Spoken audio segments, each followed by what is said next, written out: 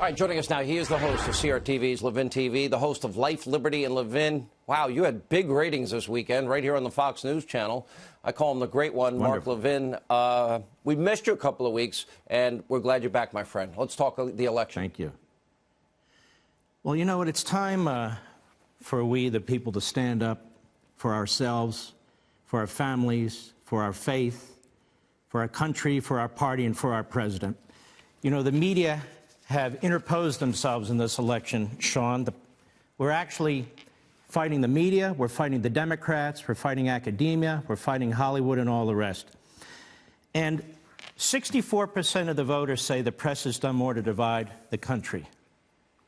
More people think the press has divided the country than the President of the United States. And I'm going to tell you why. The word Hitler is very popular with the press, with Joe Scarborough. The word white supremacy is very popular over there at CNN. The word Stalin's now starting to pick up. They consider those of us who support this president and support an America agenda as Nazis. They refer to us as racists, as white supremacists.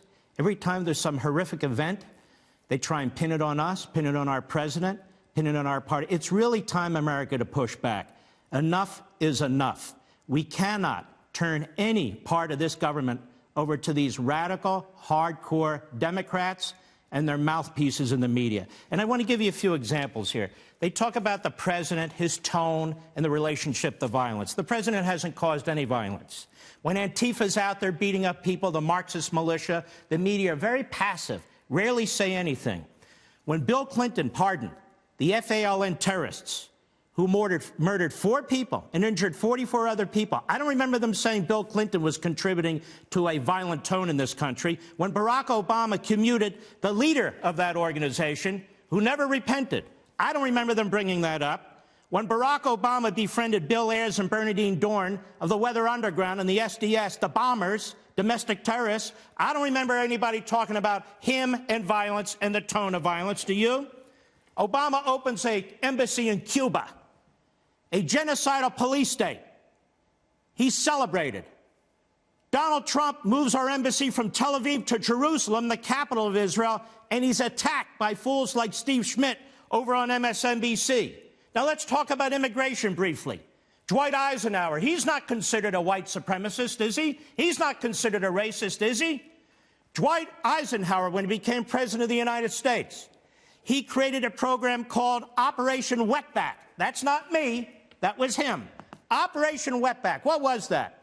He ordered the military to round up 1.3 million illegal aliens and deport them. And that's exactly what he did. And he was supported by the Democrat Party, too. I'll go further. 1960s, Cesar Chavez, the founder of the United Farm Workers Union, he ordered his members at night to watch the southern border and report illegal aliens coming over the border to then the INS. 1969, Chavez, Ralph Abernathy, who'd been the confidant of Martin Luther King in 1969, and Walter Mondale, I don't believe he was a racist, they led protests on the southern border against illegal immigration. I'll go on. The press says Donald Trump is threatening freedom of the press. How so? By calling them out? By challenging them? By exposing them? John Adams, one of our greatest founders, put in place the Sedition Act. The Sedition Act. He actually put some newspapers out of business and put some journalists in prison. Abraham Lincoln put out an executive order. They shut down almost 300 newspapers and put journalists and editors in prison. And not only that, the great progressive leader, Woodrow Wilson, he had the Sedition Act of 1918, did the same thing, put some journalists in prison and some of his opponents.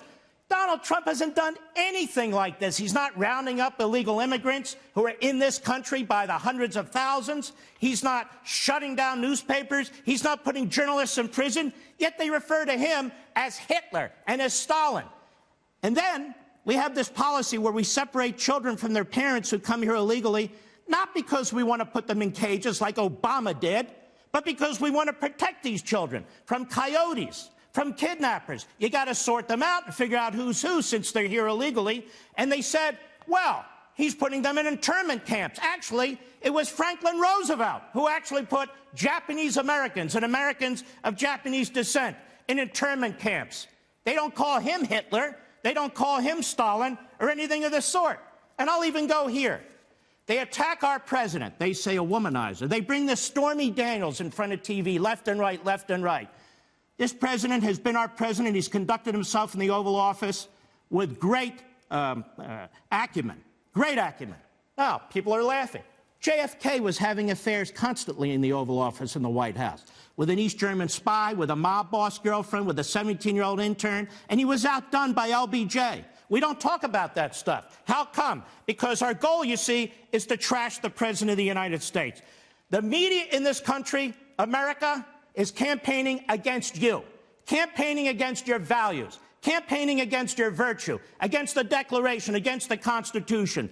And you have a rare opportunity every now and then to show yourself, to stand up and say, we're not putting up with this anymore. We're going to protect our country. We're going to protect our values, our institutions, our party, and our president. And most of all, ourselves. You're sick of being called Nazis?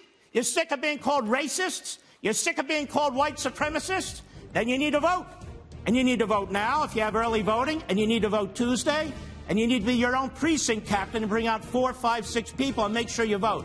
Because here's the deal. If more of us vote, we win. If less of them vote, they lose.